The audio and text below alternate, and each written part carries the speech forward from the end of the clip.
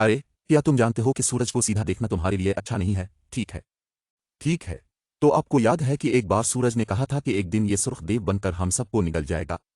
हाँ, ऐसी बातें भूली नहीं जाती। तो अब हमें क्या करना चाहिए? हमें सूरज के इस गुस्से के बारे में कुछ करना होगा। अरे, तुम्हें याद है पिछली बार क्या हुआ था जब उसने सरगोशी की थी?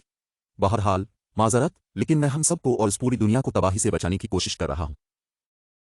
ओ यार, बड़ा कर्म पुस्तून हो जा। तुम नहीं समझते। मुझे किसी समझदार से बात करनी है। मेरा मतलब है, मैं समझदार नहीं हूँ। अरे मुश्तरी, मुझे तुम्हारी मदद की जरूरत है। हाँ मेरे दोस्त, मुझे बताओ मैं क्या पूछता हूँ। मुझे लगता है कि हमें एक और सितारा तलाश करना चाहिए और उसे इर्द गिर्द जाना चाहिए। ठीक है जमीन, तुम बहुत अच्छी हो। मैं सुन रहा हूँ। लेकिन ये अच्छा ख्याल नहीं है। क्यों? हमारा सूरज बहुत नाराज है। आपने देखा होगा कि इसका मोड कितनी जल्दी बदल जाता है।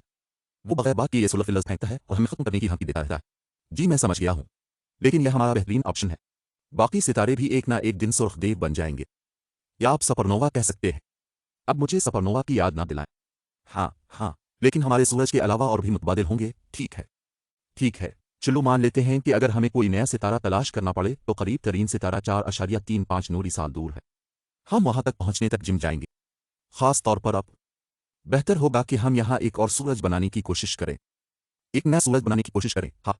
अब मैं इसे कैसे समझाऊं?